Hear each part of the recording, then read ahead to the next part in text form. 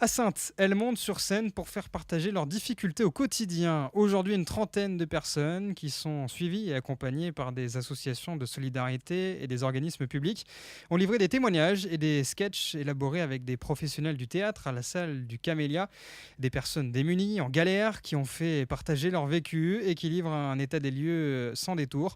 Un regard particulièrement intéressant pour Lucien Rode, président de la FNARS Poitou-Charentes, Fédération nationale des associations d'accueil et de réinsertion sociale qui organise l'événement. Parfois, il y a un décalage entre ce que les politiques qui sont réfléchis à un certain niveau et la réalité des personnes sur le terrain.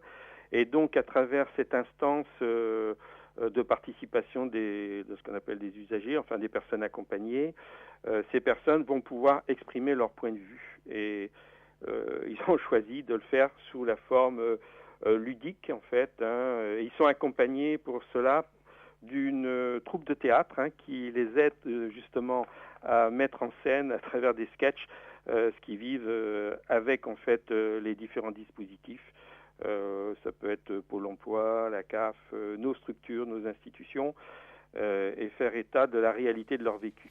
Et c'est la deuxième fois que la FNARS organise cette expérience. Les acteurs amateurs peaufinent actuellement leurs prestations avec une date en tête, le 14 octobre à Effres, dans les Deux-Sèvres, pour une journée participative riche en émotions. La Chine, invitée d'honneur du Grand Pavois qui ouvre ses portes demain à La Rochelle. La province de Liaoning et la ville de Dalian, au nord-est du pays, sont plus précisément sous le feu des projecteurs du 42e Salon nautique international à flot qui se déroule au port des Minimes jusqu'à lundi prochain.